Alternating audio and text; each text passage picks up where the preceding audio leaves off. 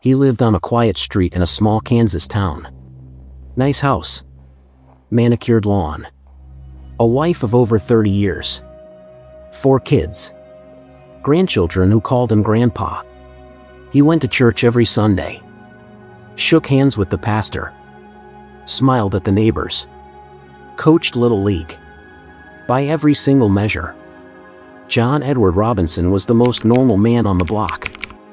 And between 1984 and 1999, he murdered at least 8 women, hid their bodies in chemical barrels, stored them in a rented unit like old furniture, and then got back in his car, drove home, had dinner with his family, and went to sleep. Nobody suspected a thing. Not his wife. Not his neighbors. Not his pastor. Not even his own children. Because John Edward Robinson had mastered the one skill that made him the most dangerous kind of killer America has ever seen. He knew exactly how to make people trust him.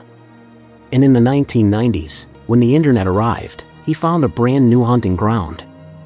One that nobody in law enforcement was even watching yet. He became something the world had never seen before. The internet's first serial killer. And tonight on Crime Meridian, we are going inside the mind of the man they called the Slavemaster.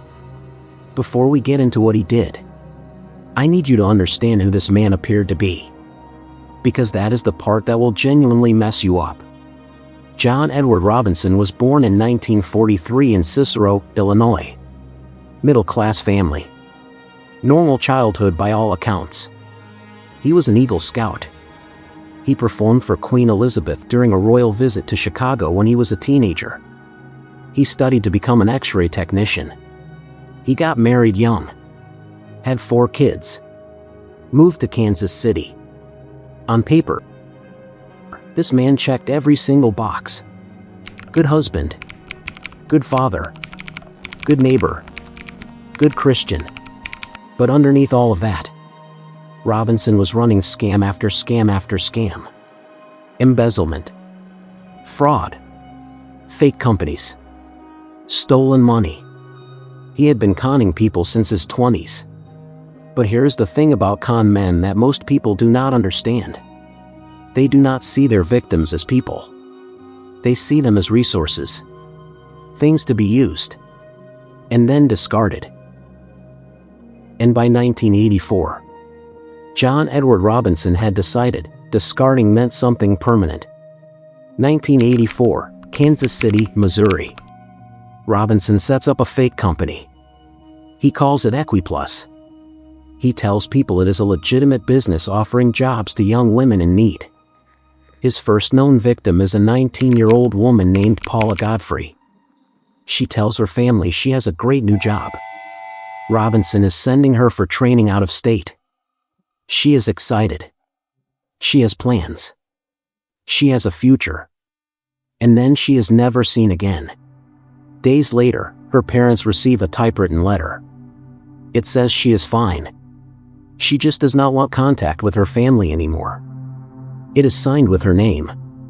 Robinson typed it himself. He forged her signature.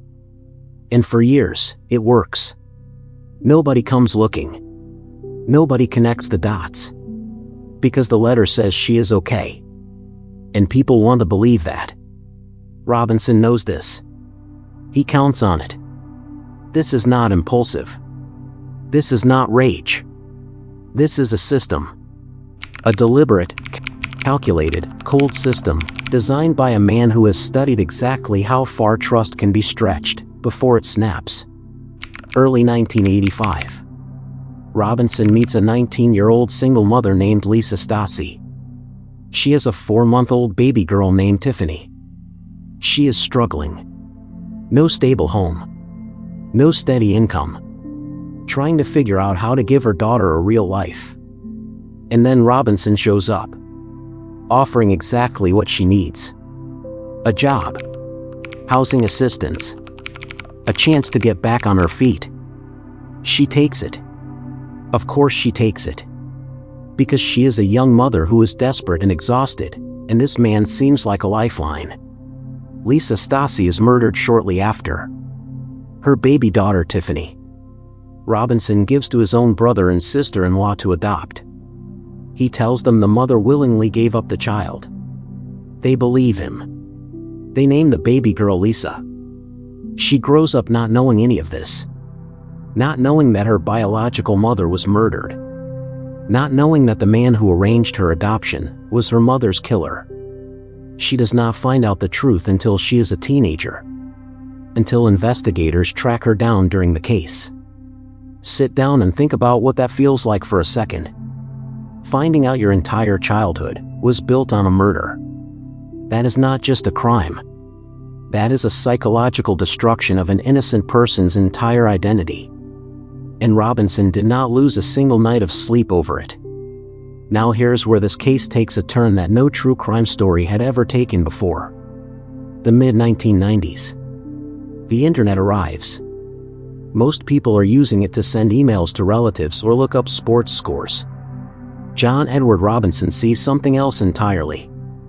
He sees an ocean of vulnerable people with no way to verify who they are talking to. No face checks. No background checks. No way to know if the charming, wealthy, well-connected businessman on the other side of the screen is actually a church-going grandfather in Kansas with barrels on his property. Robinson begins spending hours online every single night. He targets BDSM chat rooms and message boards. Communities built on trust. On vulnerability. On the consensual exchange of power between adults. He creates a username, Slavemaster. He builds a persona so convincing, so detailed, so perfectly constructed, that women from across the country begin falling for it. He tells them he is a wealthy executive. He travels internationally. He can offer high-paying work. He can offer housing.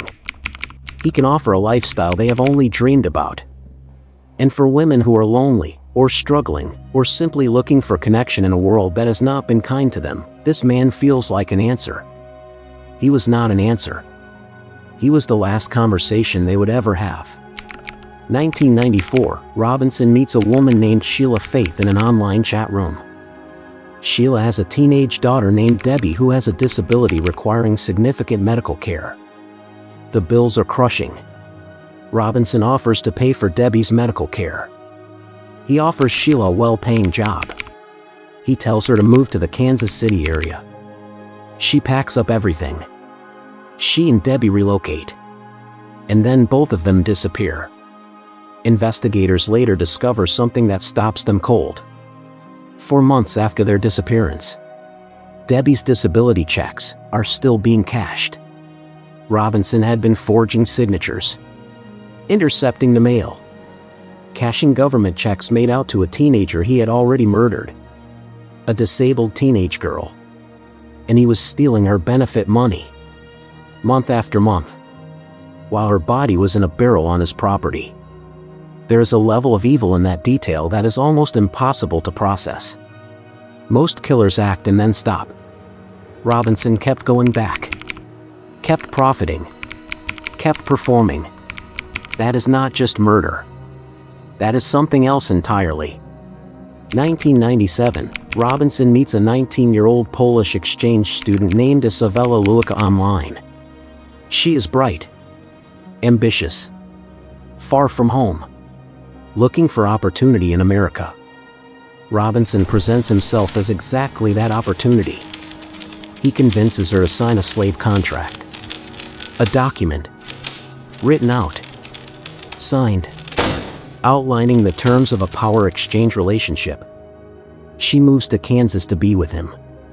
She tells her family she has met someone wonderful, that she is happy, that things are going great.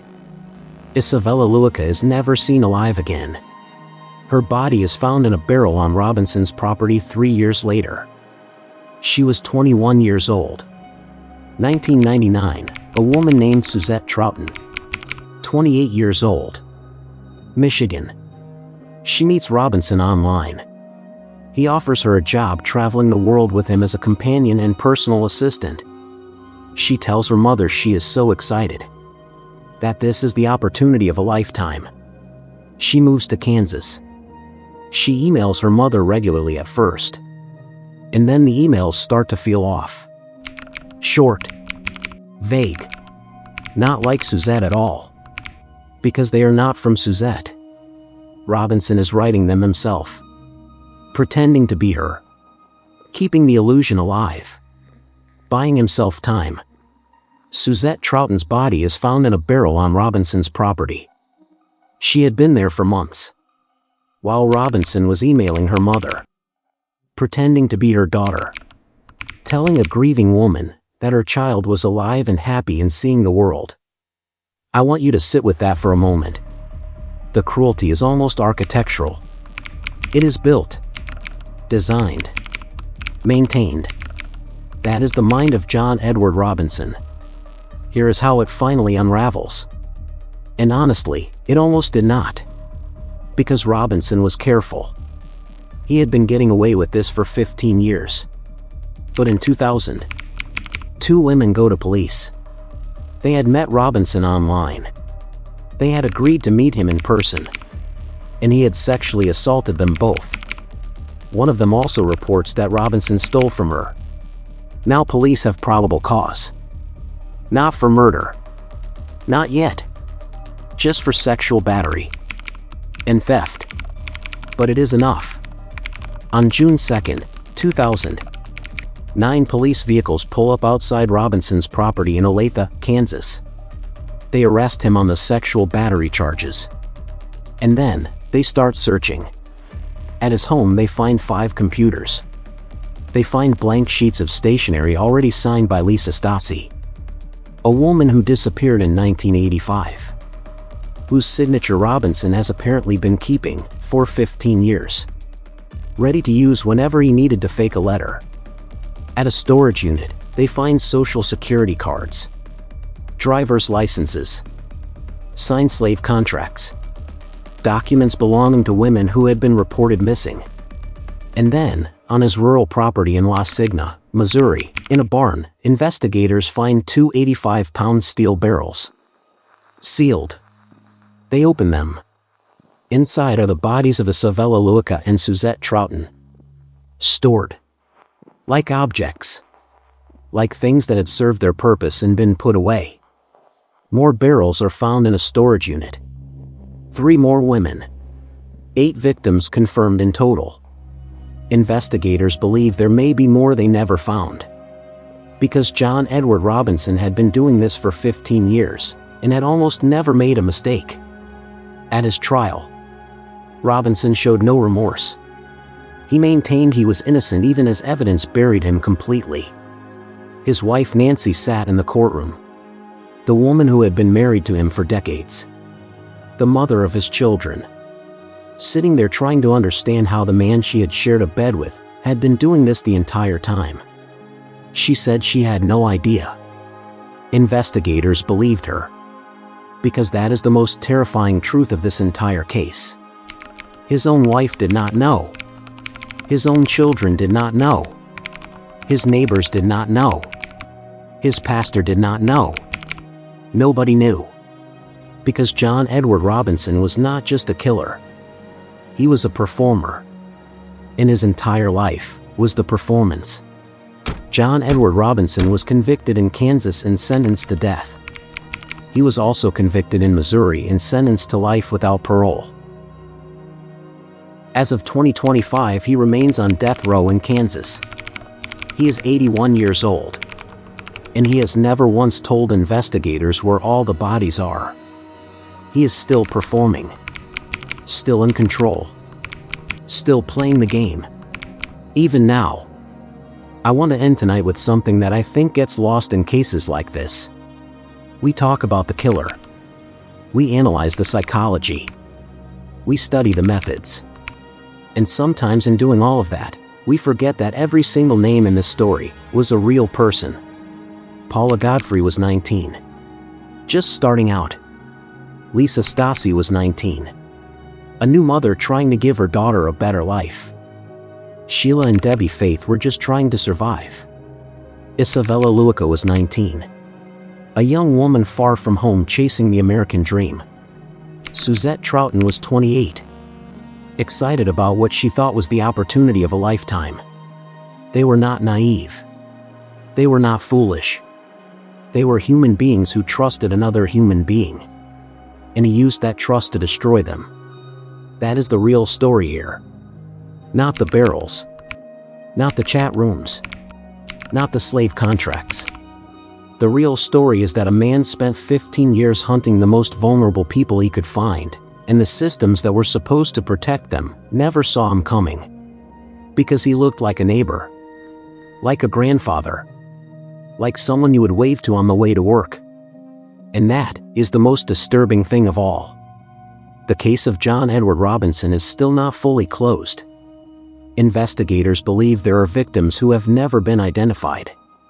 Women who trusted the wrong man online and were never reported missing, or whose families still do not know what happened to them. If you have any information, the FBI tip line is 1-800-CALL-FBI. These families deserve answers. That is going to do it for tonight on Crime Meridian. If this one got under your skin, hit that like button right now. It takes 1 second and it helps this channel reach more people, and more eyes means more pressure on cases that still need answers.